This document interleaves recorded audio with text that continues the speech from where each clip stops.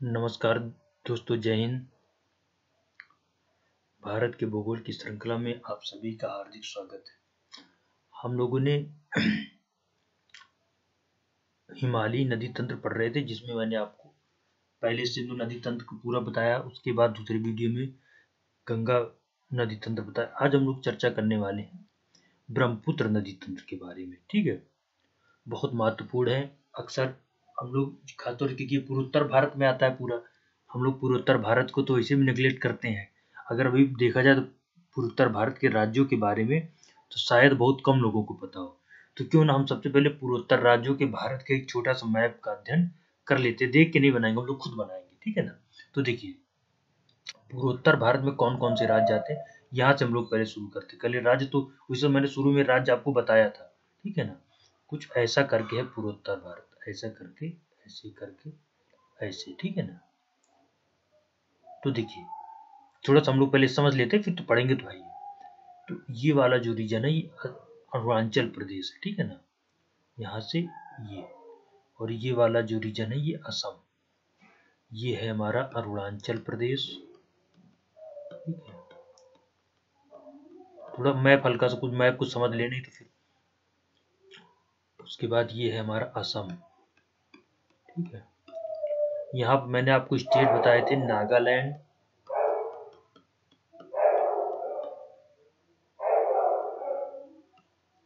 मणिपुर, मिजोरम। ठीक है ना। इधर की तरफ बताया था आपको मैंने मेघालय। यहाँ इधर छोटा सा राज्य बताया था त्रिपुरा। एक बार थोड़ा सा हम लोग पढ़ लेते हैं, मैप को समझ ले तो हमको फिर चीजें ज्यादा अच्छे से समझ आएंगी ना। उसके बाद आप इधर आगे आएंगे ना, तो इधर ये वेस्ट बंगाल है, क्योंकि इतने में ही पूरा जो मणिपुर जो ब्रह्मपुत्र नदी तंत्र है पूरा फैला हुआ। तो ये वेस्ट बंगाल है। इधर वेस्ट बंगाल कम से कम आप जानते रहेंगे मैप में कहाँ वेस्ट बंगाल है, कहाँ नागालैंड है, कहाँ मणिपुर है। ठीक है ना। ये ऐसे नागालैंड है, ऐसे कर यहाँ तक असम है ये। तो देखिए, हम एक राज्य, दो राज्य, तीन राज्य, चार राज्य, पांच राज्य, छह राज्य, सात राज्य। ठीक है ना। छोटा सा यहाँ पे सिक्किम है। ठीक है ना। सेवन सिस्टर में से यहाँ पे सिक्किम है। ठीक है। ऐसा नहीं कि मैं एकदम से 100% सही मैं बता रहा हूँ, लेकिन आपको कम से कम पहले राज्यों का आइडिया होना चाहिए कि कौन सा राज्य कहाँ पर स्थित है। इसको मैंने आपको नमामि से बताया था, नमामि। नागालैंड, बहुत लोगों को तो राज्य ही क्लियर नहीं होता है कौन, नागालैंड, मणिपुर। ठीक है। और ये मिजोरम, मिजोरम, तीन ये हो गए। उसके बाद ये छोटा सा इधर त्रिपुरा होता है। त्रिपुरा का खैर इसमें कोई मतलब कि अभी जो ब्रह्मपुत्र नदी तंत्र पढ़ेंगे इसमें त्रिपुरा को उतना कोई जरूरत नहीं है खैर, लेकिन हमको पता तो होना चाहिए। मेघालय हो गया, असम हो गया। ज्यादातर जो नदी तंत्र है पूरा इतने में ही फैला हुआ है। ठीक है ना। ऐसा नहीं त्रिपुरा की तरफ कुछ नदी आती होंगी तो कैचमेंट एरिया होगा, लेकिन पूरा जो नदी तंत्र है इतने में हमको फैला हुआ है। अब हम लोग चर्चा करें सबसे पहले ब्रह्मपुत्र नदी के बारे में। ये तो थोड़ा सा मैपिंग मैंने आपको बता दी, कौन सा राज्य कहाँ है। अरुणाचल प्रदेश है, फिर ये नागालैंड है। क्योंकि बार बार बताऊंगा तो आपको फिर कंफ्यूजन नहीं होना चाहिए। मेघालय है, यहीं पे गारो खासी जयंतिया पहाड़ियां हैं, गारो खासी जयंतिया पहाड़ियां। ठीक है। अब देखिए, हम लोग जो चर्चा करेंगे, थोड़ा सा मैंने यहाँ पे की ज्यादा मिस्टेक कर दी। ये यहाँ पे ऐसे नहीं, ये यहाँ पे ऐसे। ठीक है ना। और ये ऐसे, ये नागालैंड। ठीक है।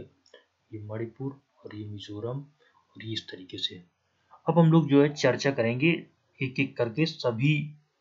ब्रह्मपुत्र नदी पहले कहाँ से निकलती है सभी, उसके बाद इसकी सहायक नदियां कौन है, दाएं से कौन है, बाएं से कौन है, कहाँ कहाँ से मिलती है, किस राज्य में जाती है, ये पूरा आज हम लोग क्रिस्टल क्लियर करेंगे। ठीक, पूरा नदी ब्रह्मपुत्र नदी तंत्र हम इसी में क्रिस्टल क्लियर कर देंगे।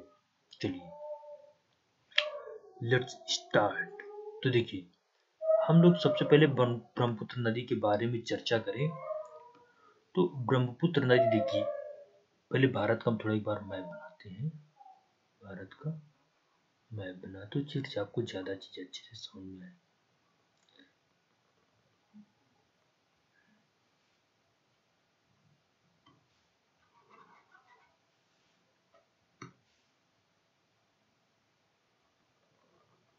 देखिए,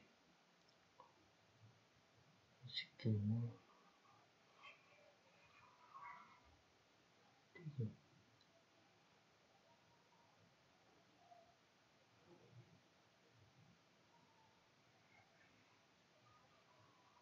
ऐसे ऐसे करके।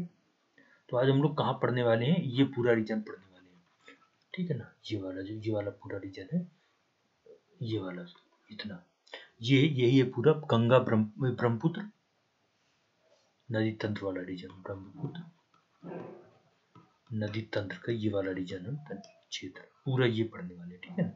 ये वाला देखो, मैप तो मैंने ऐसे बना दिया नीचे की, इसको नीचे चना ही बनाया, ठीक है ना। ये वाला पूरा रीजन जो है आज पढ़ने वाले हैं।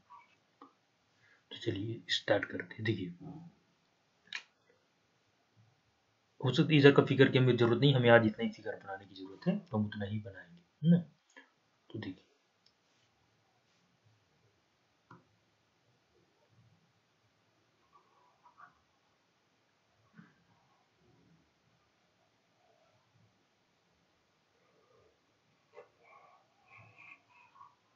ये देखिए, ठीक है ना। देखिए, ये है तिब्बत का इलाका, ठीक है ना।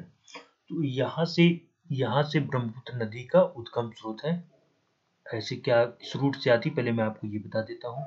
ये रूट से आती, यहाँ नामचा बारवा से सेंटेक्सियल बैंडिंग है, जहाँ पे नामचा बारवा पर्वत से आते हुए असम में प्रवेश कर, अरुणाचल प्रदेश में थोड़ी दूर, अरुणाचल प्रदेश में थोड़ी दूरी तय करती है।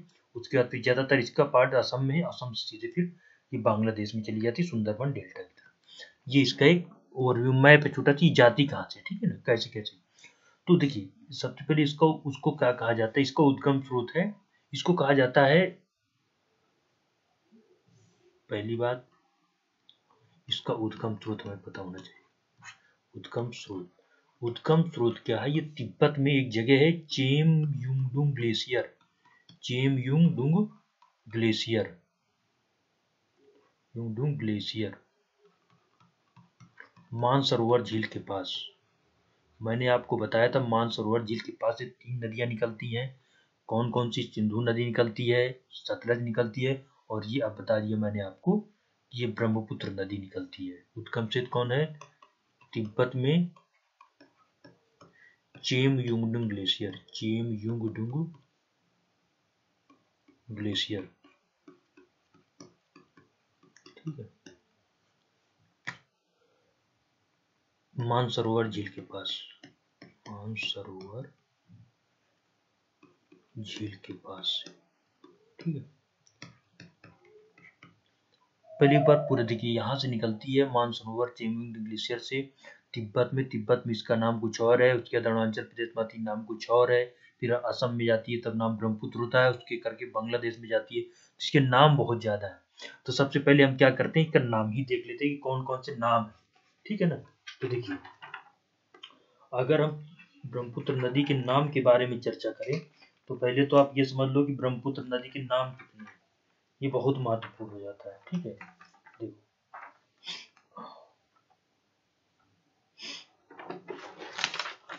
पहली बात, तिब्बत वाले रीजन में, इस वाले रीजन पे इसको कहते हैं यारलुंग सांगपो, यारलुंग सांगपो, क्या कहते हैं, इसका नाम है वहां तिब्बत में इसको कहते हैं यारलुंग सांगपो, ठीक है। फिर ये तिब्बत से यहाँ पे जगह है नामचा बारवा पर्वत है, नामचा बारवा, ठीक है, से ये भारत में प्रवेश करती है, नामचा बारवा से ये भारत में प्रवेश करती है, और यहाँ तक इसको नाम दिया जाता है, अरुणाचल प्रदेश में इसको नाम दिया जाता है दिहिंग, क्या नाम दिया जाता है, अरुणाचल प्रदेश में दिहांग या दिहिंग या सियांग भी बोल देते हैं, दिहांग, पहले तो नाम ही जान लीजिए आप, दिहांग कहते हैं। ये भारत अरुणाचल प्रदेश में काफी कम सफर, कोई बहुत ज्यादा सफर नहीं करती है, ठीक है, ज्यादातर सफर इसका कहाँ पे है, असम में है, तो दिहांग बोल देते, दिहांग अरुणाचल प्रदेश में, ठीक है। नामचा बारवा के पास एक पर्वत श्रृंखला है, नामचा बारवा, जो ये पूछा भी गया है कि कहाँ से ये भारत में प्रवेश करती, नामचा बारवा के पास से ये प्रवेश करती है। यहीं पर योंग्याब पास भी, योंग्याब दर्रा, योंग्याब दर्रा। ये नामचा पारो भारत में है कि चीज को चीन में समझ लो, कुछ इसका थोड़ा बहुत तिब्बत में है, लेकिन ये ज्यादातर हिस्सा इसका भारत में ही है, ठीक है ना, एकदम सीमा बनाता है। उसके बाद ये आती है अरुणाचल प्रदेश में। अरुणाचल प्रदेश में इसका नाम हो जाता है दिहांग या सियांग, ठीक है ना। फिर ये यहाँ पे ना एक नदी इसको मिलती है, एक असम के पास से, एक यहाँ पे सदिया एक शहर जगह है सदिया, उसके बाद से यहाँ पे इसको ब्रह्मपुत्र नाम दीजिए। अब ये ब्रह्मपुत्र, अब ये रियल में ब्रह्मपुत्र है। देखा, हम लोग कहाँ सोचते हैं, हम लोग यहीं से इसको ब्रह्मपुत्र नाम जोड़ लेते हैं। जब ये असम में आती है सदिया, कोई वहां पे एक सदिया धुबरी जो मैंने आपको बताया था, सदिया शहर के ठीक पश्चिम में से ये शुरू होता है, यहीं से इसको ब्रह्मपुत्र नाम दिया जाता है। यहाँ पे इससे आगे लोहित नदी, अभी सब बताऊंगा एक नदी कौन सी मिलती है, अभी तो नाम ही इसका बता रहा हूँ। कितने नाम है देखिए, एक नाम, दो नाम, तीन नाम। अब देखिए बांग्लादेश में क्या है ना, ये देखिए बांग्लादेश में पहली बार तुझे जमुना कहते हैं। कौन सी नदी कहते हैं, जमुना, जमुना नदी। उसके बाद इधर से गंगा नदी आती है जिसको बोलते हैं पद्मा। दोनों नदियां जाके मिल जाती है तो गंगा, पद्मा, जमुना में एक और नदी है मेघना, तो मेघना और जमुना मिल जाती है, मेघना डेल्टा बनाती है। उसके बाद फिर मेघना गंगा वाली नदी जो पद्मा है इससे मिल करके बेसिकली हम लोग बोल देते हैं कि गंगा ब्रह्मपुत्र डेल्टा, ये पद्मा जमुना डेल्टा, बेसिकली ये तीन नदियां जमुना, मेघना और साथ में इधर से गंगा आ रही जिसको बांग्लादेश में पद्मा, ये तीनों का ये डेल्टा होती है। तो देखिए चल पहले नाम ही एक जगह में लिख देता हूँ। उद्गम स्रोत पता चल गया, मानसरोवर झील के पास चेमयोंगडुंग ग्लेशियर से, ठीक है। अब देखो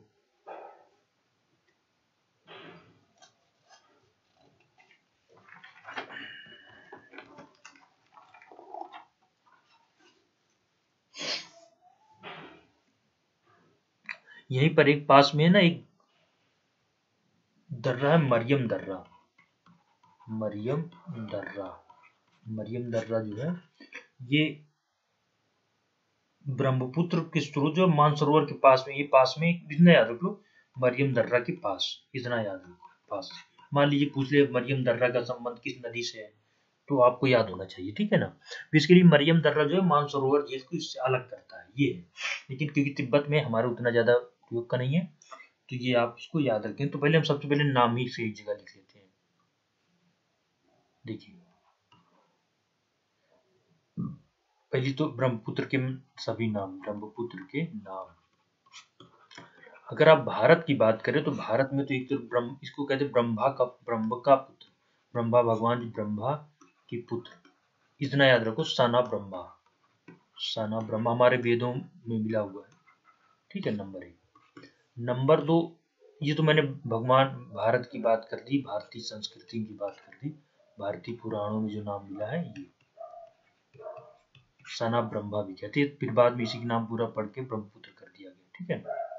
देखिए हम सबसे पहले एक एक करके नाम देखना चाहते हैं। देखिए अलग अलग हमें नाम पता होना चाहिए। तिब्बत में क्या नाम है, तिब्बत में यारलुंग सांगपो, यारलुंग सांगपो, ठीक है। उसके बाद तिब्बत के बाद कहाँ जाती है, अरुणाचल प्रदेश में, अरुणाचल प्रदेश में इसका नाम हो जाता है दिहांग, सियांग भी बोलते हैं, दिहांग भी बोलते हैं, दिहांग सियांग, ठीक है। उसके बाद ये असम में आती है, असम में इसका नाम रियल में ब्रह्मपुत्र होता है, ब्रह्मपुत्र। उसके बाद ये जाती है बांग्लादेश में, बांग्लादेश में जहाँ इसका नाम हो जाता है जमुना। तो जमुना तो सारे लिए है, तो हम लोग पहले गंगा जमुनी तरजीब बोलते रहे। तो ये चार नाम आपको याद रखना है, ठीक है ना। तिब्बत में कौन सी है, यारलुंग सांगपो, अरुणाचल प्रदेश में दिहांग या सियांग, और ब्रह्मपुत्र नदी इसके लिए असम में इसे बोला जाता है, ठीक है ना। यहाँ पे लोहित नदी से आके मिलती है, दिहांग नदी जो है इसमें लोहित आके मिलती है, तो इन दोनों को सम्मिलित रूप से दिहांग नदी है वहां पे एक ना, ये नदी है ब्रह्मपुत्र नदी, इसमें लोहित मिल जाती है तो ये बन जाती है ब्रह्मपुत्र। ये है, अभी जब एक एक करके बताऊंगा तब बताऊंगा। इक्वल टू ब्रह्मपुत्र, ये है रियल में ब्रह्मपुत्र, भगवान ब्रह्मा की पुत्र, ये हो गया, ठीक है ना। अब देखो, तो इसमें मैंने बता दिया कहाँ से आती है, ठीक है ना। तिब्बत के, पहली बात इसमें क्या पॉइंट है कि तिब्बत के येमचुंग ग्लेशियर से निकलती है, नाम उसकी हमने देख लिया, ठीक है। देखो ये इधर से आती है ना, ये जब ये नदी आती है यहाँ से इंडिया भारत में ये प्रवेश करती है, तो बहुत सारा अवसाद लेके आती है। ये नदी क्या है, अपने साथ अपने साथ बड़ी मात्रा में अवसाद लेकर जाती है, बड़ी मात्रा में अवसाद लेकर के आती है, अवसाद लेकर आती है। इसके अलावा भी कई नदियां हैं, ठीक है। तो ये इस अवसाद के कारण क्या कहती है, एक जगह असम में एक जगह ये जमा करती है। तो आपने एक द्वीप पढ़ा होगा, नदी द्वीप, मांजुली आइलैंड। मांजुली अब तो पूरा जिला ही बना दिया, मांजुली जिला, मांजुली द्वीप, ठीक है ना। तो ये नदी आधारित द्वीप, नदी पर स्थित द्वीप है। कैसे, अब आप सोचिए इतना ज्यादा सेडिमेंट लेके आती है और साथ में इसकी सहायक नदियां हैं कि हमें एक द्वीप ही बनाना पड़ा, बाद में इसको जिले का दर्जा दिया। मांजुली द्वीप नदी पर, ब्रह्मपुत्र नदी पर स्थित है, ब्रह्मपुत्र नदी पर स्थित है, जो कि एक नदी द्वीप, नदी द्वारा लाए गए नदियों, जिसकी नदी नहीं है, नदियों कहेंगे, और भी कई नदियां हैं, फिर नदियों द्वारा लाए गए अवसाद से, जो कि नदियों द्वारा लाए गए अवसाद से निर्मित, मांजुली आइलैंड नदियों द्वारा लाए गए अवसादों से निर्मित है, सेडिमेंट अवसादों से निर्मित है, ठीक है ना। असम में ये बहुत ज्यादा बाढ़ वगैरह आता है, इसकी वजह से बहुत बाढ़ रहती है। अक्सर आप काजीरंगा में बाढ़ आ गई, एक फिगर आप देखते होंगे, एक राइनो रहता है, गैंडा बेचारा सीधा साधा जानवर, ऐसे चुपचाप खड़ा रहता है, ऐसे करके खड़ा रहता है, और चारों तरफ पानी पानी भरा रहता है। कहता मुझे तो कोई पूछता ही नहीं है, मेरी बात तो कोई सुनता ही नहीं, ठीक है। तो यहाँ पे क्या है, इसी नदी की वजह से है, ठीक है ना। तो इसको सारो ऑफ असम भी कहते हैं। क्या कहते हैं, सारो ऑफ असम। यही प्रश्न में आ सकता है कि असम का स्रोत, शोक किसे कहते हैं, असम का शोक, सारो ऑफ असम, SORRO, सारो ऑफ असम। असम को शोक भी इस नदी कहते हैं, क्योंकि इस नदी की वजह से असम में बहुत सारा बाढ़ आता है, ठीक है।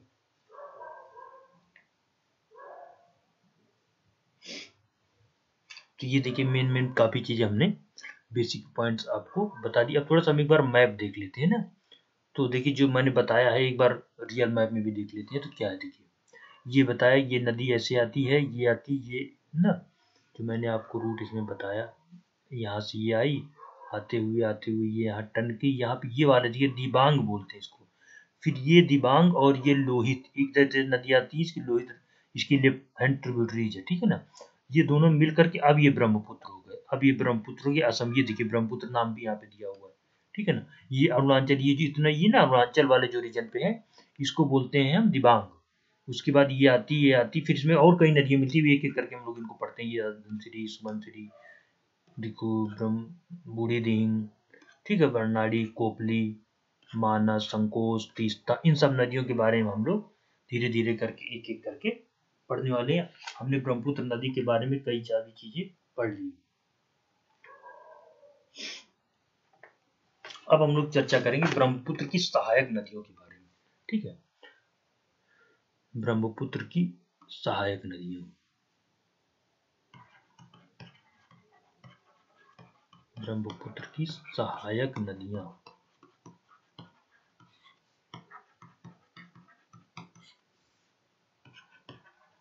Tributaries of Brahmaputra.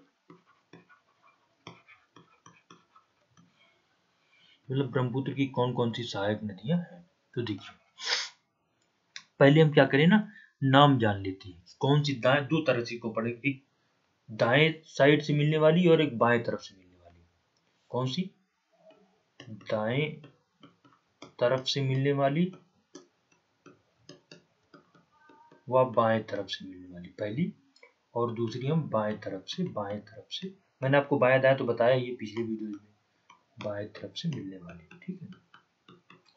अब देखिए ये नदी जैसा इस तरीके से आ रही है, ठीक है ना, ये इस तरीके से यहाँ से मिलती है, तो यहाँ पे आप खड़े हो जाओ, इधर आपका लेफ्ट हो जाएगा, सॉरी इधर आपका राइट हो जाएगा और ये आपका लेफ्ट हो जाएगा, ऐसी नदी आ रही थी, ठीक है ना। तो ये आपका राइट बैंक ट्रिब्यूट, इधर से जो नदियां आएंगी उनको राइट बैंक ट्रिब्यूटरीज बोलेंगे, और जो इस साइड से आएंगे उनको इनको राइट बैंक बोल देंगे, उसको लेफ्ट बैंक ट्रिब्यूटरीज बोल देंगे, ठीक है ना, टरीज बोल देंगे। अब देखो तो इसके दाएं तरफ से पहले तो हम नाम जान लेते हैं कौन कौन सी नदियां हैं, ठीक है। तो दाएं तरफ से जो मिलने वाली सुबनसिरी, रैडाक, सुबनसिरी, ठीक है, रैडाक, उसके बाद कामेंग, अभी तो मैं नदियों के नाम गिना रहा हूं आपको, मानस, संकोश, उसके बाद फिर जल ढाका, अभी इनको मैप में भी दिखाऊंगा, तीस्ता,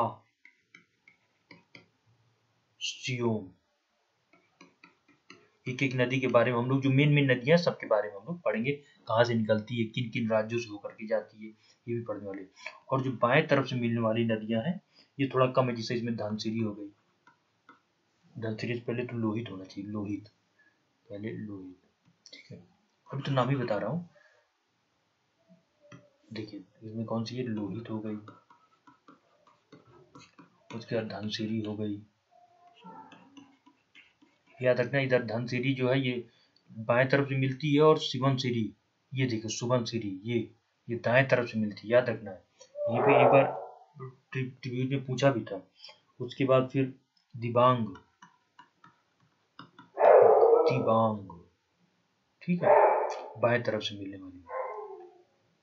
उसके बाद बूढ़ी दिहिंग, उसके बाद फिर कोपली, ये इसके बाएं तरफ से मिलने वाली, 1 2 3 4 और 5 ये, और 1 2 3 4 5 6 7 8, मतलब 13 नदियां हम लोग अगर पढ़ लेंगे तो लगभग ये इतनी नदियां, ठीक है, मतलब ये जो ट्रिब्यूटरीज है इसकी महत्वपूर्ण ट्रिब्यूटरीज है इन 13 नदियों में हो जाएगा। फिर और कोई छोटा 1 2 बचेगा तो हम उसके बारे में चर्चा कर लेंगे, ठीक है। हम सबसे पहले इनकी ना लेफ्ट बैंक ट्रिब्यूटरीज देखते हैं।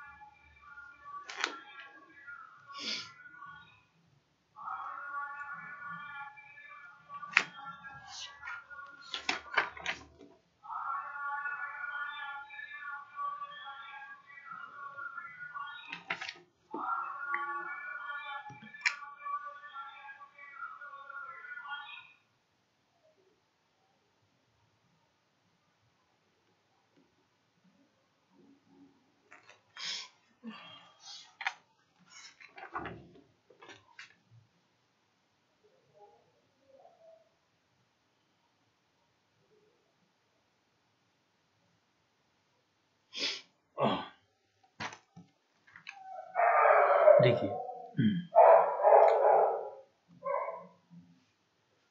अब हम लोग क्या करें ना, एक एक करके सारी नदियों के बारे में चर्चा करेंगे। ये देखिए अब हम उस तरह मैप नहीं बनाएंगे, अब हम एक एक, सबसे पहले हम कौन सी नदी पढ़ रहे हैं, लेफ्ट बैंक ट्रिब्यूटरीज,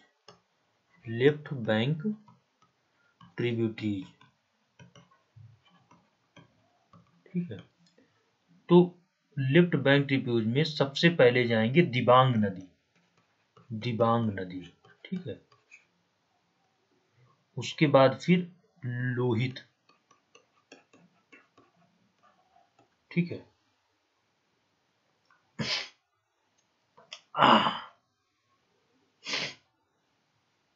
थोड़ा क्रम से लगाते हैं एक एक करके नदियों को।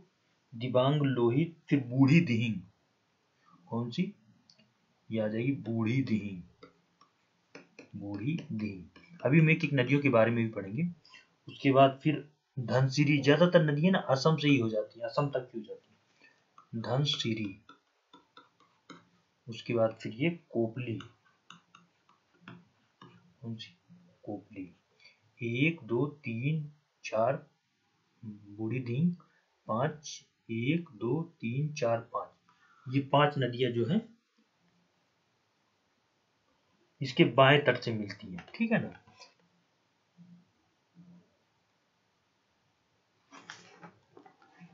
देखिए ये देखो, ये जो नदी है ये दिबांग नदी सबसे पहले, फिर लोहित, फिर बूढ़ी दिहिंग, फिर एक और नदी है यहाँ पे, इतने इंपॉर्टेंट नहीं है, फिर धनसिरी, फिर कोपली। ये वाली नदियों के बारे में हम लोग पढ़ रहे हैं, ठीक है। ये वाली नदियों के बारे में एक एक करके हम लोग पढ़ रहे हैं, ठीक है। तो सबसे पहले हम लोग करें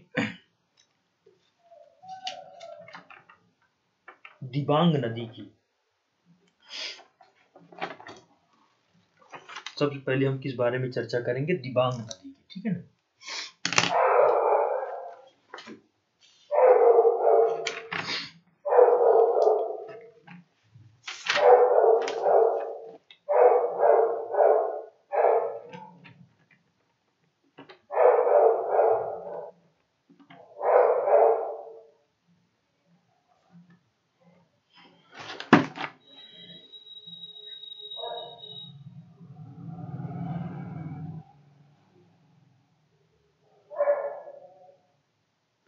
देखिए दिबांग नदी के बारे में हम चर्चा करें तो पहला पॉइंट दिबांग नदी के बारे में,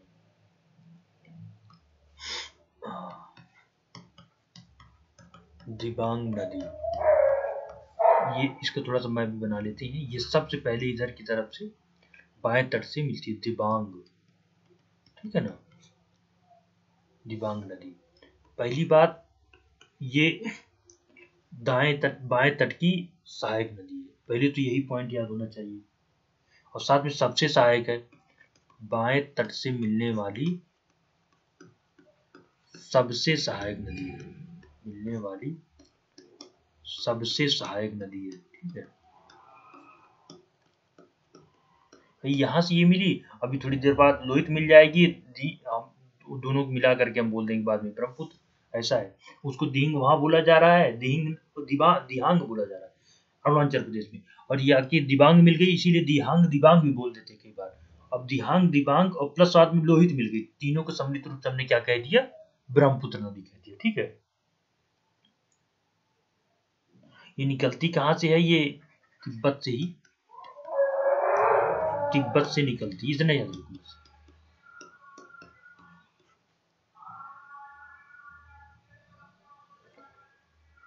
ठीक है ना, यही दक्षिणी तिब्बत की हिमालय पर्वत श्रृंखला से निकलती है, हिमालय पर्वत श्रृंखला से निकलती है, ठीक है ना, से निकलती है। नंबर 3 जो मेन पॉइंट है वो देखना है, ठीक है।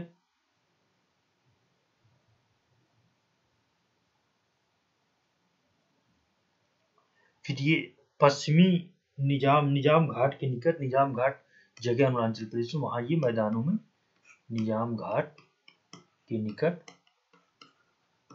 मैदानों में प्रवेश करती है, मैदानों में प्रवेश करती है, ठीक है।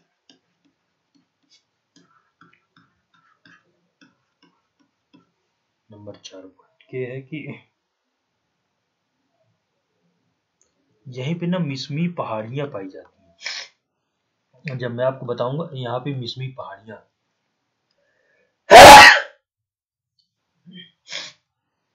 जब मिसमी पहाड़ियां, मिसमी थोड़ा सा आप जानते रहे, जब मैं पढ़ाऊंगा तो फिर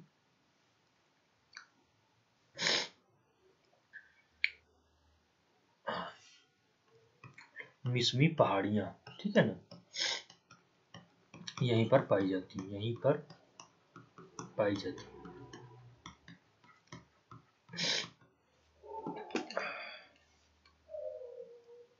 तो देखिए दिबांग नदी के बारे में हमने कितनी बात कर ली, ये सबसे महत्वपूर्ण सहायक नदी, ठीक है। उसके बाद ये कहाँ से निकलती है, तिब्बत हिमालय क्षेत्र से निकलती है। उसके बाद ये बाएं तट की सहायक नदी है, ठीक है, और अरुणाचल प्रदेश में जाकर के दिहांग नदी से बेसिकली मिलती है। तो देखिए ये आ गई दिहांग, अब इसको थोड़ा फिगर से समझते हैं, दिहांग, इधर से आ गई दिबांग, ठीक है ना, ये दोनों मिलके, उसके बाद फिर अभी ये एक तरह से नहीं, अभी थोड़ी देर में इसे लोहित मिलेगी, लोहित, तब ये जाके शुरू होगी ब्रह्मपुत्र। ये है इसका फिगर, पूरा क्लियर रखना है, ठीक है ना। तो कई बार बोल लेते हैं दिहांग दिबांग सहायक नदियां किसकी हैं, ब्रह्मपुत्र। बेसिकली दिहांग उसका नाम है, दिबांग इसकी सहायक नदी है, बाद में लोहित मिल जाती है और ये फिर ब्रह्मपुत्र नदी बन जाती है। तो हमने क्या पढ़ लिया, दिबांग नदी, ठीक है। अब बात करते हैं लोहित नदी, जो कि बहुत महत्वपूर्ण सहायक नदी है भी। कौन सी, दूसरी लोहित नदी।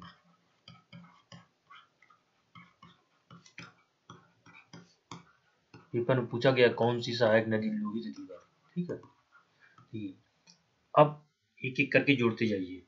ये आई, यहाँ पे हमने क्या किया, दिबांग, ठीक है ना, अरुणाचल प्रदेश में मिलती है। उसके बाद ये जो लोहित नदी है ना, लोहित, ये दो राज्यों में बहती है, अरुणाचल प्लस असम, अरुणाचल प्रदेश प्लस असम, राज्य का भी नाम थोड़ा थोड़ा बताते चलता हूँ। तो देखिए ये भी यहीं पे मिसमी पहाड़ियों के पास है, तिब्बत से निकलती है, तिब्बत की से निकलती, बस इतना याद रखो, कौन पर्वत से निकलती, इतना निकलती है, ठीक, उद्गम तिब्बत में ही है। दूसरी बात, मिसमी पहाड़ियां से हो करके, ये मिसमी पहाड़ियों से हो करके,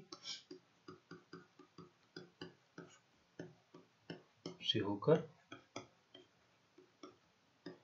असम में ब्रह्मपुत्र नदी से मिल जाती है, ठीक है ना। ये लोहित और दिबांग की जो, जिसको हम संगम ब्रह्मपुत्र बोलते हैं, ये आकर ब्रह्मपुत्र से मिलती है, ब्रह्मपुत्र से मिलती है। हाँ, उसके साथ देखो ये जो पूरा क्षेत्र है ना, इधर मैं आपको थोड़ा भारत के मैप के बारे में एक बार फिर से बनाता हूँ, ये देखो ये कितना महत्वपूर्ण क्षेत्र है, आप इसको समझें। देखो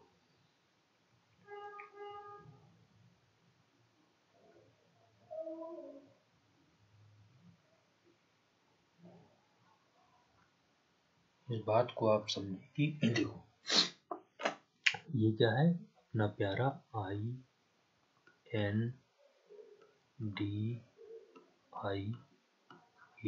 ठीक है ना। अब देखो हम यहां से देखो कर्क रेखा निकलती है,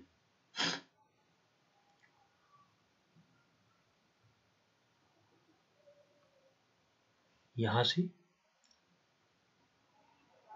कौन सी कर्क रेखा निकलती, 8 राज्यों से होकर के जाती है, ठीक है ना। तो ये जो पूरा एरिया है, ये बहुत जैव विविधता संपन्न पूर्ण एरिया है, क्योंकि यहाँ देखो नदियों के ही, इधर मैंने आपको इधर ये बताया है, दिहांग, लोहित और नदियां, इधर चीन नदी आ रही है, ठीक है ना, उसके इधर चीन नदी आ रही है, और बहुत सी नदियां, पूरा गंगा ब्रह्मपुत्र डेल्टा है। तो ये जैव विविधता पूर्ण क्षेत्र, जैव विविधता संपन्न क्षेत्र, संपन्न क्षेत्र, tropic of cancer. Tropic of cancer, कर्क, और यहाँ नीचे विषुवत रेखा, फिर नीचे मकर रेखा। ठीक है, तो इस नदियों की होने की वजह से और पर्याप्त टेम्परेचर मिलने की वजह से, कर्क रेखा के नजदीक होने की वजह से कई बार पूछता है इसका पूर्वी हिमालय जो है इसको तप्त स्थल भी कहते हैं, हॉट स्पॉट भी कहते हैं। पूर्वी हिमालय, पश्चिमी घाट, सुंदरलैंड, ये वाला जो रीजन है भारत का, तप्त स्थल भी कहते हैं। और ये वाले रीजन की अपेक्षा ये कई बार पूर्वी हिमालय इसको बोल देते हैं सब, और इसको पश्चिमी हिमालय बोलते हैं, ध्यान रखना है, पश्चिमी हिमालय। तो जैव विविधता के मामले में ये पूर्वी हिमालय बहुत अधिक जैव विविधतापूर्ण संपन्न क्षेत्र, बहुत सारे यहाँ पे आपको बताऊंगा, मानस, उरांग नेशनल पार्क बहुत सारे हैं, मौलिंग, पक्के, ठीक है। उसके बाद मिजोरम में आपको मिलेगा, मणिपुर में लोकटक झील, तो बहुत ज्यादा ये जैव विविधता संपन्न क्षेत्र है। पर ये है कि क्योंकि थोड़ा भारतीय लोगों में हम कहीं ना कहीं पूर्वोत्तर के प्रति एक नकारात्मक सोच रखते हैं, इसमें कोई नहीं, शेष भारत के लोग पूर्वोत्तर के प्रति, मैं इसको इसलिए बता रहा हूँ कि इसको जानना बहुत जरूरी है, तभी आप इसकी जैव विविधता, इसके महत्व के बारे में समझ पाएंगे। अब देखिए, तो मैंने आपको दो नदियां बता दी, लोहित इसलिए बताई ये चीज क्योंकि आपकी यही लोहित नदी होने की वजह, दिबांग नदी होने की वजह से ये बहुत उत्पादक क्षेत्र है। ठीक है, तो ये मैंने आपको दो नदी बता दी, एक बता दी ये तो ब्रह्मपुत्र हो गया, दिबांग, ठीक है, और साथ में लोहित, दो इसकी बाएं तट से मिलने वाली नदियां मैंने आपको बता दी है। अब हम लोग चर्चा करेंगे तीसरी नदी के बारे में। तीसरी नदी हमारी कौन सी है? धनसिरी, याद रखना, सुबनसिरी जो है राइट से, धनसिरी बाएं तट से, क्या है तीसरी नदी इसकी? धनसिरी। धनसिरी, इस नदी के बारे में देखिए चर्चा कर लेते हैं। पहली, ये असम के गोलाघाट, पहली बात ये नागालैंड से निकलती है, नागालैंड में किसी पहाड़ी से निकलती होगी, उतना आपको जाना नहीं जाना, नागालैंड राज्य से प्रभावित होती है, उद्गम होती है, ठीक है ना, पहली बात। दूसरी बात ये क्या है,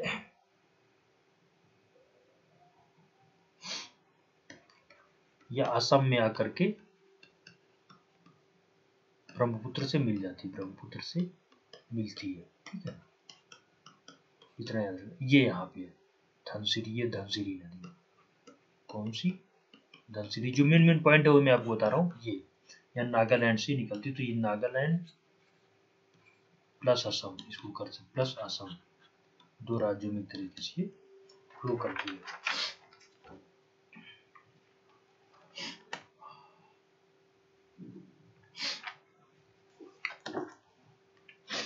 कहीं कहीं नागालैंड का नाम नहीं आता, धनसिरी को ही अरुणाचल, असम में केवल दिखा दिया जाता है, ठीक है।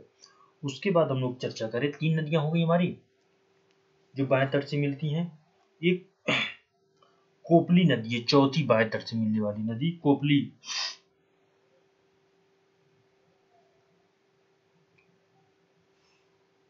हमने कितनी कर ली? तीन नदियां हमने कर ली, ठीक है ना। नदी है दिबांग, ये लोहित, ये धनसिरी, ये एक नदी मुझे कोपली, कौन सी? कोपली नदी, कोपली। तो जो कोपली नदी है, कोपली नदी,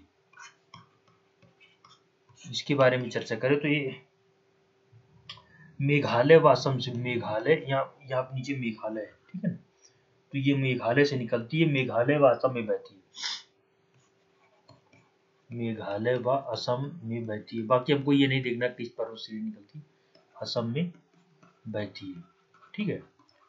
और ये असम में ही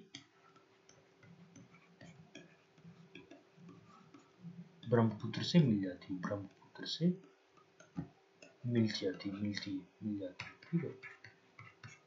ये पॉइंट हमारा, बस इतना ही पॉइंट हमको इसमें याद रखना है। इसमें जानते पेपर में क्या आता है? पेपर में आता है कि ब्रह्मपुत्र की सहायक नदियां कौन कौन सी है, तो धनसिरी, दिबांग, लोहित दे देगा, एक और कोई डाल देगा, दे देगा हसदो। अब पता चला ये साउथ की कोई नदी उठा के डाल दिया, इस तरह left bank right bank basically नहीं देता है, वो थोड़ा क्योंकि टफ हो जाता है। अभी तो मान मैं पढ़ा रहा हूँ थोड़ा मैंने एक जगह नोट करके भी देखा रखा हुआ है, तो उससे मैं पढ़ा रहा हूँ। लेकिन जब पेपर में आप देते हैं तो थोड़ा कठिन हो जाता है छानना कौन सी, उसमें थोड़ा प्रेशर भी ज़्यादा होता है ना। तो नदियों का कौन सी इसकी सहायक नदी, ये बिल्कुल एकदम रटा होना चाहिए। और अगर लेफ्ट बैंक राइट बैंक, जैसा मैंने इसीलिए 4 ही नदी को बताया आपको, और भी कुछ है लेकिन उनकी हमें जरूरत नहीं है, ठीक है ना।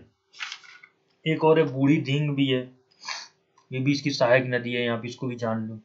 बूढ़ी धींग, लोहित और धनसिरी के बीच में बूढ़ी धींग, इसके बारे में हमें बहुत ज्यादा जानने की जरूरत नहीं है। तो 5 नदियां देखिए मैंने बता दिया, अभी 5 ही को आप याद कर लें। 5वीं नदी कौन सी है, मैं बूढ़ी धींग, बूढ़ी धींग, ठीक है ना। तो एक बार मैं फिर से सारी नदियों का बाएं तट से मिलने वाली नदियों का मैप में बना देता हूँ, फिर आप इसको एकदम से याद कर लेना, ठीक है। देखो ब्रह्मपुत्र की बाएं तट से मिलने वाली नदियां, बाएं तरफ से मिलने वाली नदियां,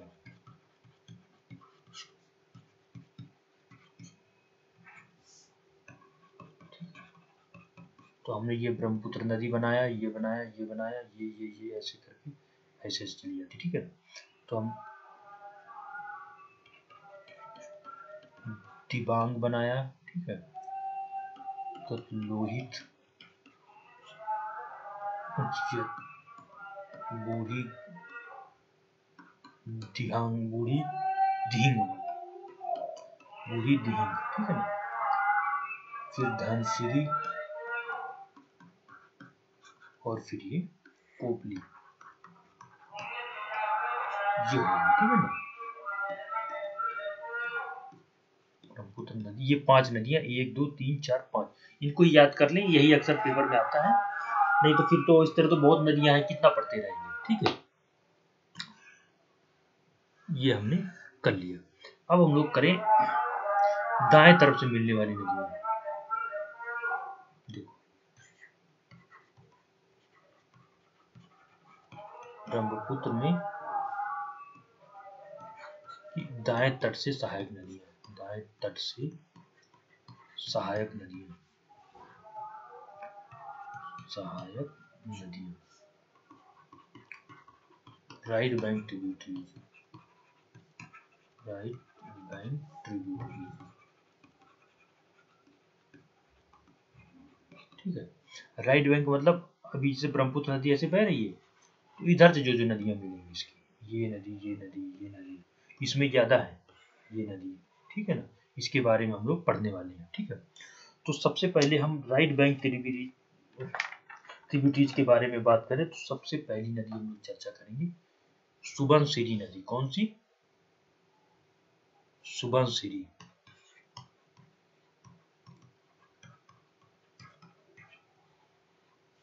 सुबनसिरी नदी, ठीक, इसके बारे में कुछ पॉइंट हम याद कर लेते हैं।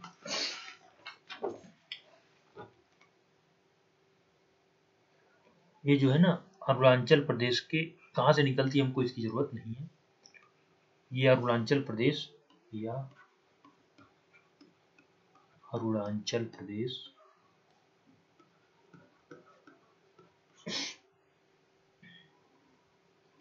के सुबनसिरी जिले से होकर, सुबनसिरी जिले से होकर के बहती है, जिले से होकर बहती है,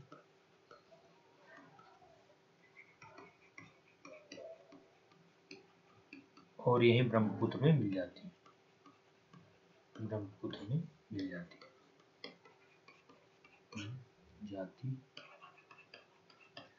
इसके बारे में कहा जाता है ना, इसमें सोने का धूल या सोने का कुछ कण जैसा भी यहाँ मिलता है, इसीलिए तो सुबनसिरी भी बोलते हैं। एक सड़क रेखा नदी वाला है, इसमें सोने के कण जैसा कुछ पाया जाता है, पाया जाता है। इसके बारे में कुछ ऐसा कहा जाता है कि शायद पाया जाता है, थोड़ा जान लेंगे। ये है नदी हमारी सुबनसिरी, सुबनसिरी, ठीक है ना।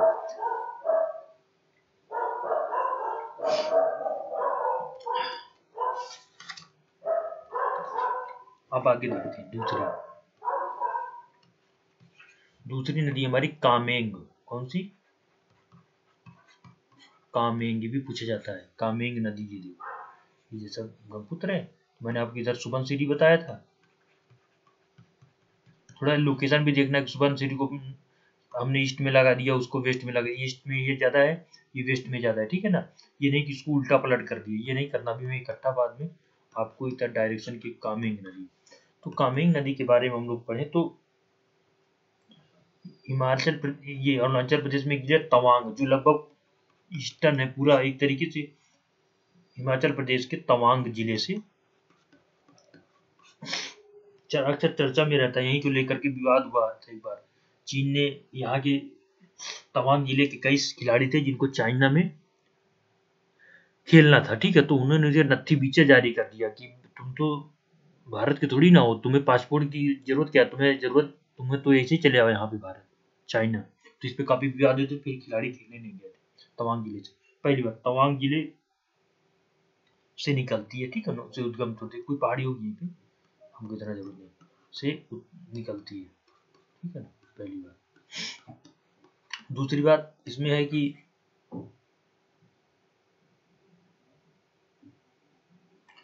पकुई, पक्के पक्के या पकुई बोलते हैं, पकुई टाइगर रिजर्व, वन्यजीव अभयारण्य, वन्यजीव अभयारण्य जो है इसी नदी के पास, ये बात याद रखना, कभी आ गया अभयारण्य इसी नदी के पास है, ठीक है, स्थित है।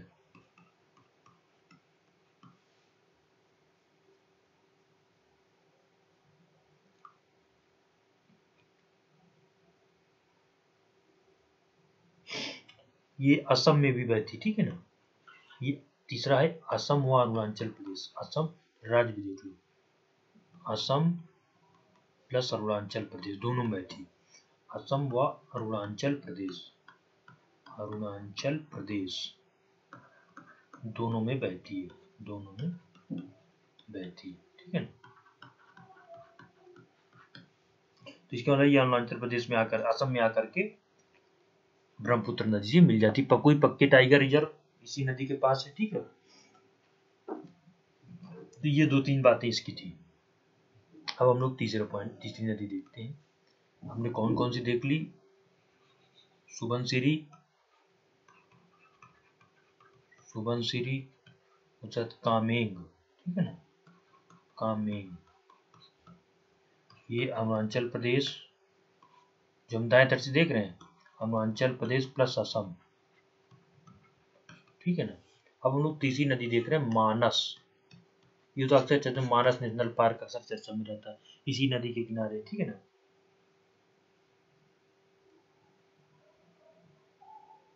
पहली बात तो ये भूटान में किसी पर्वत श्रृंखला से, भूटान ही पास में, भूटान में पर्वत, किसी पर्वत श्रृंखला से, भूटान में इसका उद्गम स्रोत, ऐसे कर लो, उद्गम स्रोत है,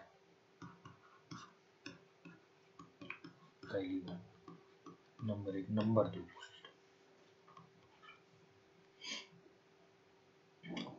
देखो ये नदी ना तीन, पहली बात तो ये कहाँ कहाँ बहती है, भूटान में। अगर इसकी भूटान में इसकी कुल लंबाई लगभग, ये जान लो थोड़ा सा, तो आपको इसके बारे में और ज्यादा समझ में आएगा। देखो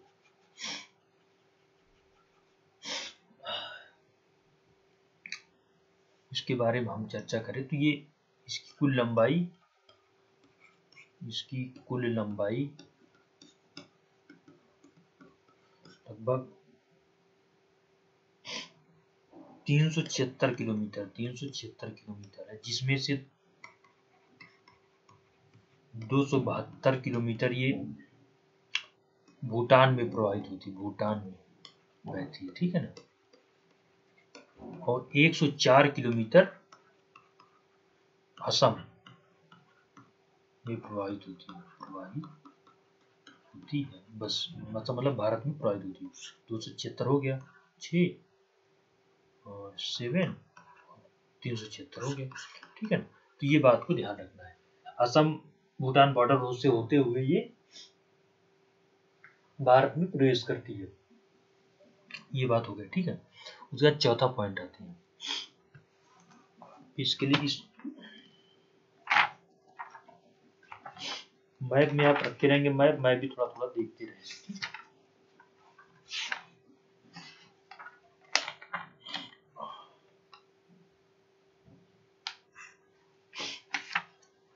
यहाँ पे देखिए भूटान है, यहाँ पे ये भूटान है, इधर ये सिक्किम है, ठीक है ना, इधर ये नेपाल है,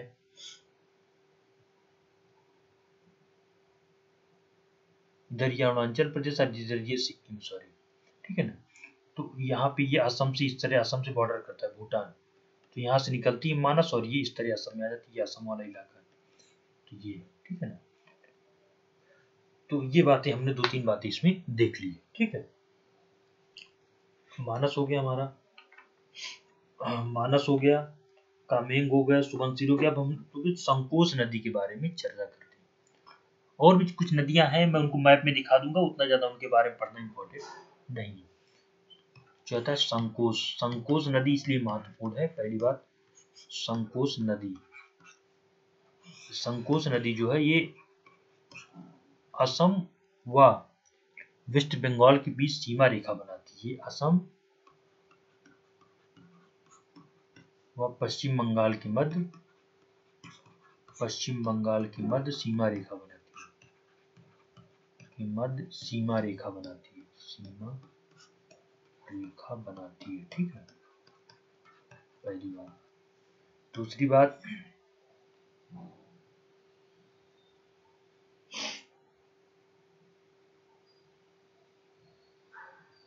उत्तरी भूटान, ये भी उत्तरी भूटान, ये उत्तरी भूटान से निकलती है, भूटान से उत्क्रमित होती है, भूटान से निकलती है, ठीक है ना। दूसरी बात,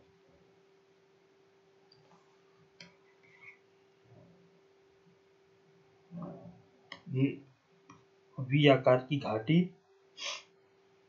वी आकार की घाटी क्या होता है बताऊंगा आपको। आकार की घाटी का निर्माण करती है, घाटी का निर्माण करती है, ठीक है। चौथी बात, असम में ये ब्रह्मपुत्र नदी से मिल जाती है, ब्रह्मपुत्र नदी से मिल जाती है।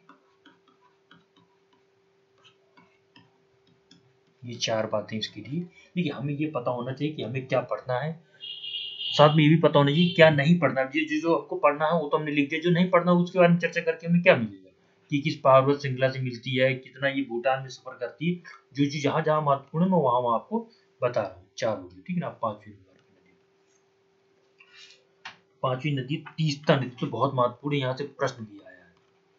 तीस्ता नदी, देखो तीस्ता नदी के बारे में सबसे पहले तो इसकी उत्पन्न कहाँ होती है, ये चर्चा में भी यहाँ से उत्पन्न होती ना तीस्ता नदी, उत्तरी सिक्किम में, उत्तरी सिक्किम, देखो कैसे, ये सिक्किम हो गया, ठीक है ना, ये भूटान हो गया, ये अरुणाचल प्रदेश हो गया, ये इस तरीके से है ये, और साथ में ये असम है, ये वाला रीजन असम वाला रीजन है। तो देखो उत्तरी सिक्किम, यहाँ से उत्तरी सिक्किम में एक सोलामो झील है, में एक बेसिकली उसको ऐसे लिखते सोलामो, लामो वैसा नाम ही वहां पे ऐसा सोलामो, लामो लेक है, ना। इसको हिंदी में याद रखो, ये ज्यादा सी सोलामो लेक। यहाँ पे अभी कुछ जवानों की डेथ भी हो गई थी, तो ये चर्चा में भी था, ठीक है ना। सोलामो झील है, यहीं से निकलती, सोलामो झील से तीस्ता नदी निकलती, बहुत इंपॉर्टेंट है ये, निकलती है पहली बार, ठीक है।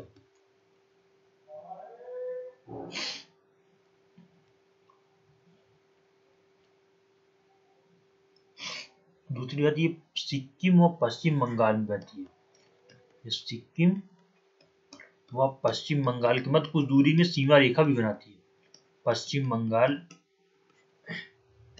के मध्य सीमा रेखा भी बनाती है, सीमा रेखा भी बनाती है, ठीक है, ये भी याद रखना।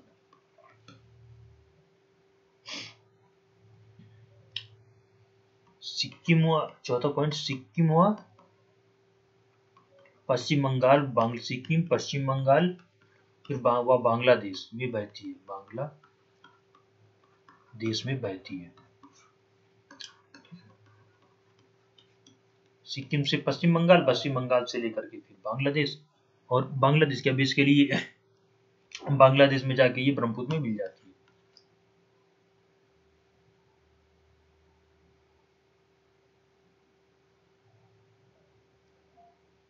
बांग्लादेश में जाकर के ये चीज याद रखने दी कि अब दे दे कि तीस्ता नदी असम में जाकर के मिलती है, जहर हो जाएगी नहीं जहर हो जाएगा। असम की तरफ जाती नहीं, बांग्लादेश, बांग्लादेश में रंगपुर जगह है, रंगपुर के पास कहाँ किसकी मिल जाती है, ब्रह्मपुत्र में मिल जाती है, ब्रह्मपुत्र में मिल जाती है।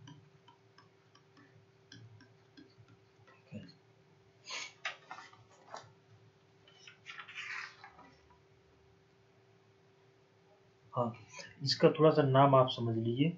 जो उत्तरी सिक्किम में कहाँ से निकलती है ग्लेशियर है, जेमू ग्लेशियर, ये नाम कई बार पूछा गया है। जेमू ग्लेशियर से निकलती है, जेमू ग्लेशियर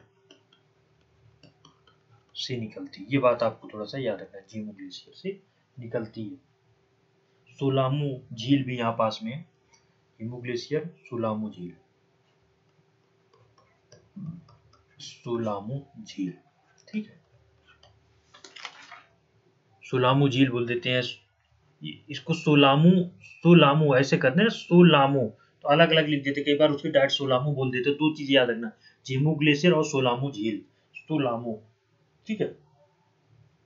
तो इसके बारे में क्या था, सिक्किम के, उत्तरी सिक्किम के सोलामू झील या जेमू ग्लेशियर से निकलती है, सिक्किम और पश्चिम बंगाल, देखिए बहती पश्चिम बंगाल में भी है, कुछ थोड़ा दूर का ये सीमा रेखा भी बना देती है थोड़ा सा, जैसे मान लो ये है तो इसको मान लिया कि पश्चिम बंगाल, इधर ये बाद में पश्चिम बंगाल में चली आई, जाकर के मिली, थोड़ा सीमा रेखा, कुछ सीमा रेखा बनाती है, और दो राज्यों पश्चिम बंगाल व सिक्किम में बहती है, और बांग्लादेश में रंगपुर की जाकर ब्रह्मपुत्र में मिल जाती है। तीस्ता नदी पूछा भी था, इसका मार्ग पूछा था, ठीक है। उसके बाद एक और बहुत महत्वपूर्ण नदी सियोम, चलिए इसके बारे में, इसका तो मैं आपको फिगर ही दिखाऊंगा।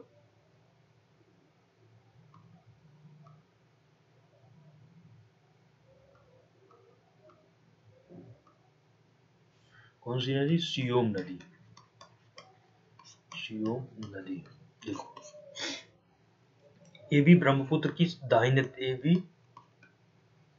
ब्रह्मपुत्र की दाहिने तरफ से मिलती है, ठीक है, क्योंकि इसलिए ये चर्चा में रहता है, इसमें एक पुल बना हुआ है, बहुत महत्वपूर्ण है, भारत और चीन सीमा रेखा की, मतलब भारत के सुरक्षा दृष्टिकोण से बहुत महत्वपूर्ण है।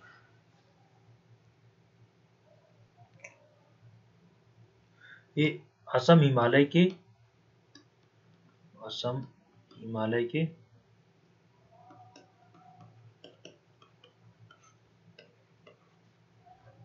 मुख्य पर्वत श्रृंखला से निकलती है, मुख्य पर्वत श्रृंखला से निकलती है, बात याद रखना, श्रृंखला से निकलती है, ठीक है।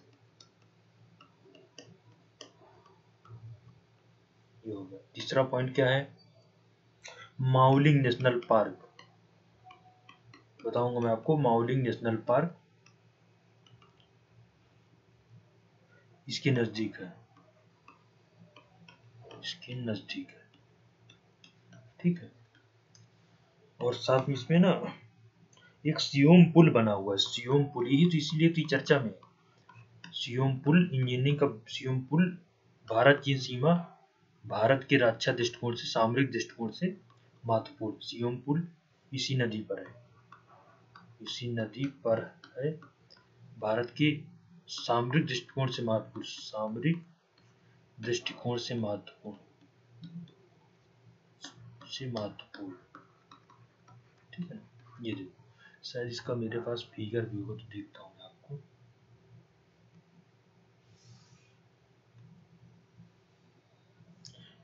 कुछ फिगर भी दिखा देता हूँ मैं आपको, क्या क्या मैंने पढ़ा दिया।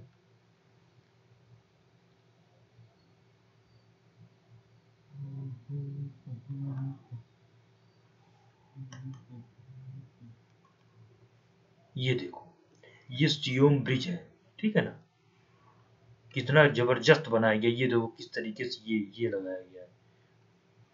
ये है सियोम नदी,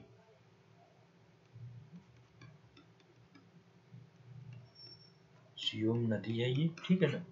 ये देखो कितना बेहतरीन बनाया गया है।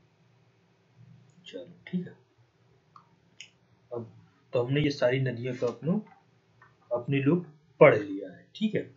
अब हम क्या करें, एक फाइनली एक फिगर बना देते हैं जिसमें कि आप देखो, मैं अभी कुछ मैप और देख लेता हूँ।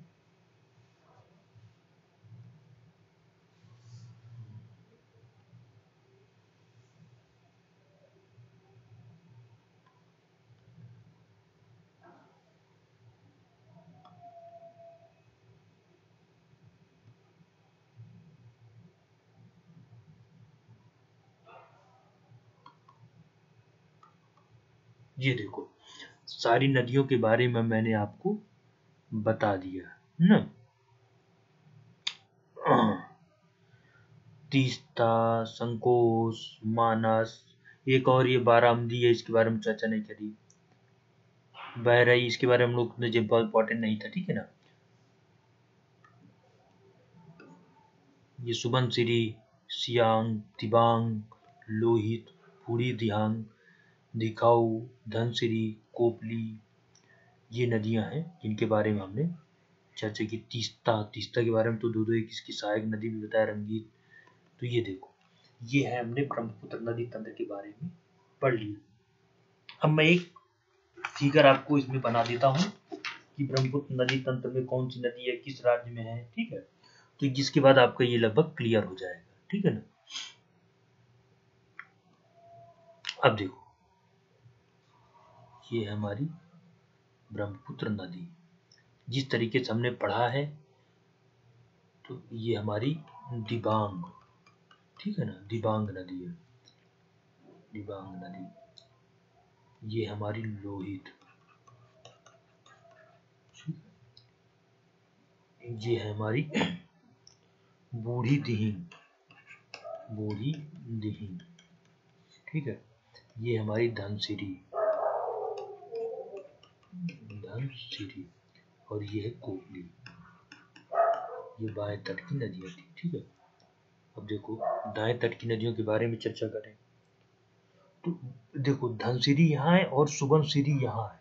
ये थोड़ा सा ध्यान रखना, सुबनसिरी थोड़ा सा ईस्ट में है, धनसिरी थोड़ा सा वेस्ट में। भाई पास पास में ही है, दोनों सहायक नदियां भी है, लेकिन याद रखना सुबनसिरी, ठीक है ना। ये जो उसके बाद फिर कामेंग, कामेंग जो है ये कोपली के वेस्ट में है। ये कौन सा, कामेंग नदी है, ठीक है ना। उसके बाद फिर ये मानस, ये भी अभी असम में है, ठीक है ना। उसके बाद संकोच रिवर जो बॉर्डरिंग बनाती है, तो इसको हम थोड़ा सा ऐसे दिखा देते हैं, संकोच, तो डबल कर देते हैं इसको। संकोच जो है, संकोच असम व वेस्ट बंगाल में बॉर्डरिंग बनाती है, ठीक है ना। फिर एक नदी और भी है यहाँ पे, अक्सर आप सुनेंगे जल ढाका रिवर, मैंने उसके बारे में नहीं बनाया, ठीक है ना। जल ढाका रिवर वेस्ट बंगाल में है, क्योंकि यहाँ पे कई सारे नेशनल पार्क वगैरह भी है। जब मैं वेस्ट बंगाल का पढ़ाऊंगा तो बताऊंगा जल ढाका, तो इस नदी को भी देख लेंगे, इसके बारे में हमने बहुत ज्यादा चर्चा नहीं की है, ठीक है ना। इस तरह और भी कहीं, एक रैडाग नदी भी यहाँ पे है ना, यहाँ पे एक रैडाग नदी भी है, थोड़ा जान लीजिए इसको भी, इनको भी जान लीजिए, वेस्ट बंगाल में है यहाँ पे एक, ठीक है। तो ये देखिए, फिर से इसको थोड़ा सा ज्यादा फिर से बनाता हूँ।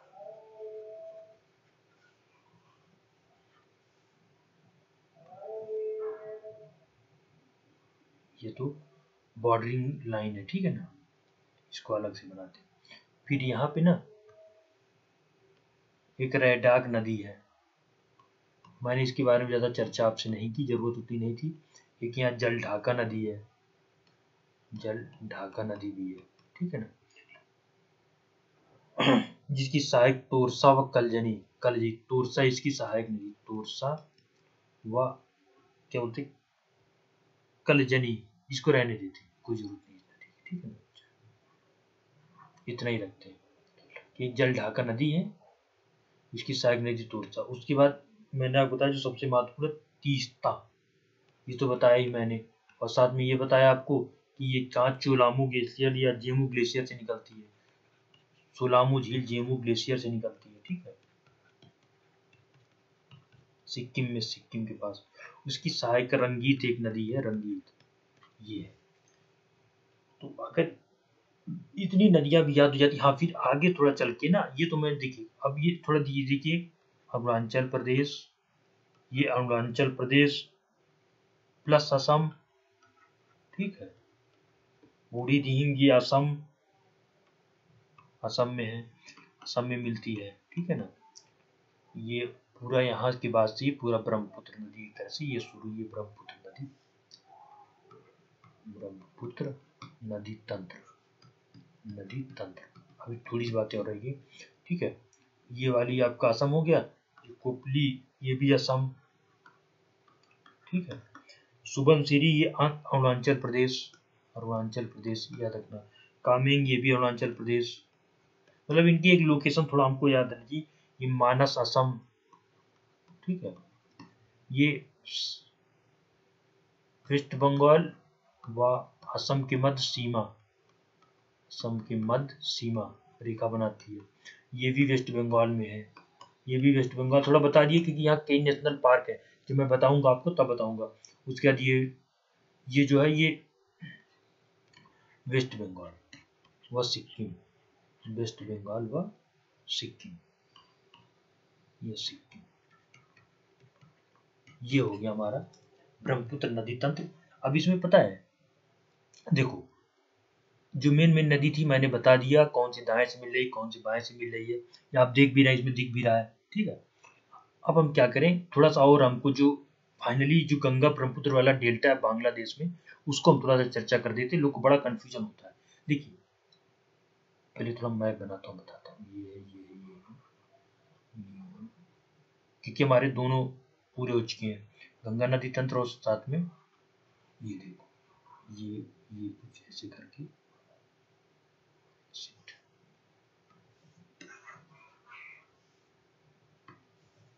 देखो, थोड़ा सा और बड़ा ही बनाता हूँ तो ज़्यादा सही। देखो होता क्या है कि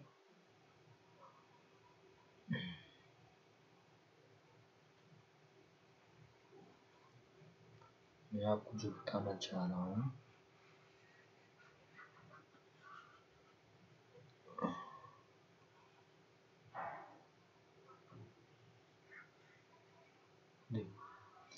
यहाँ पे ना ये बांग्लादेश है, ठीक है, तो यहाँ पे ज्यादा फोकस नहीं करना, यहाँ पे फोकस करना। तो होता क्या है, यहाँ पे इस वाले रीजन पे फोकस करना। तो मैंने थोड़ा सा मैप बता दिया, ये भारत है, ठीक है ना। बांग्लादेश की अवस्थिति भी देख लो, बांग्लादेश, अभी यहाँ चुनाव भी हुए, बांग्लादेश। तो देखो यहाँ का मैप मैं ऐसे आपको बनाता हूँ, देखो इधर से आ रही माँ गंगा नदी आई, ठीक है, गंगा नदी, गंगा नदी। अब ये बांग्लादेश को ध्यान रखना आप, बांग्लादेश में, क्योंकि ये सुंदरबन का डेल्टा बनता कैसे है, सुंदरबन का डेल्टा बनता कैसे मैं आपको बता रहा हूं। देखो अभी मैंने एक नदी को इसमें छोड़ रखा है, ठीक है ना, बाराग नदी को, वो अब यहाँ देखना। अब यहाँ पे क्या है, इधर से गंगा नदी आ गई, इधर से ये ब्रह्मपुत्र नदी आ गई, बांग्लादेश में जाकर के प्रवेश कर गई। देखो दूसरे कलर से, इसको ध्यान से देखना, बहुत महत्वपूर्ण है, बहुत लोगों को बड़ा कंफ्यूजन होता है इसमें। ये पूरा बांग्लादेश की बॉर्डरिंग स्टेट बॉर्डर है, ठीक है ना। ये देखो अब ये इसको क्या कह दिया हमने, बांग्लादेश में इसको पद्मा कह दिया, गंगा नदी को पद्मा कह दिया, और इसको क्या कह दिया, जमुना, क्या कह दिया, जमुना। अब देखना यहां से एक नदी आती, बाराग नदी, कौन सी, बाराग, बाराक ओबामा नहीं, बाराग, ठीक है ना। ये नदी क्या है, ये 4 राज्यों में, मिजोरम,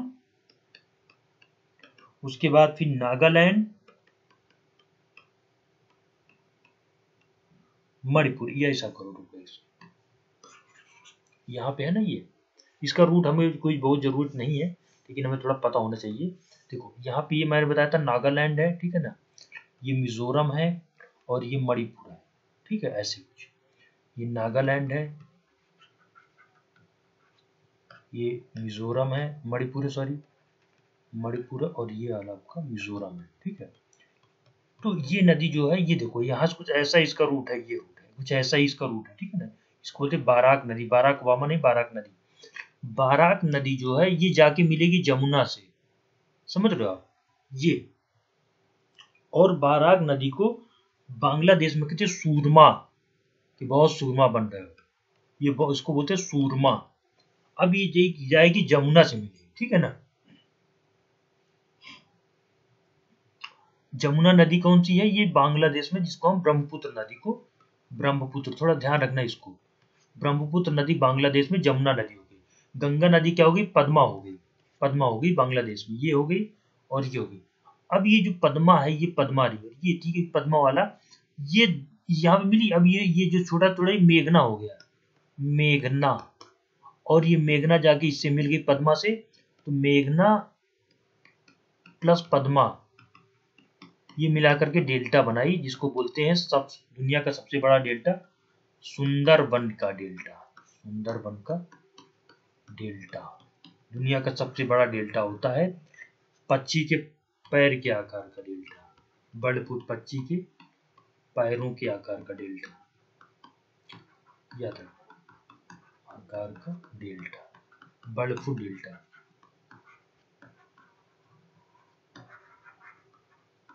ये याद रखना, ये होता है पूरा सुंदरबन का जो डेल्टा बनता है। हम अक्सर क्या करते हैं, गंगा, इसको बोलते थे गंगा ब्रह्मपुत्र का डेल्टा, ठीक है। अब यहाँ पे कितना फैला है, ये वेस्ट बंगाल वाले रीजन में, उसके बाद कुछ काफी हद तक बांग्लादेश वाले रीजन में ये पूरा फैला हुआ है। तो इस तरीके से ये पूरा डेल्टा बनता है। तो देखिए आज की क्लास अब यहीं रोकते हैं, लगभग 70-72 मिनट का वीडियो बन चुका है, 1 घंटे ज़्यादा, और मैंने ब्रह्मपुत्र नदी तंत्र को एकदम क्लियर कर दिया है, ठीक है। तो इसको देखने के लिए आपका बहुत बहुत धन्यवाद। जितना महत्वपूर्ण था उतना मैंने बता दिया, कुछ गलतियां हुई उसके लिए माफी।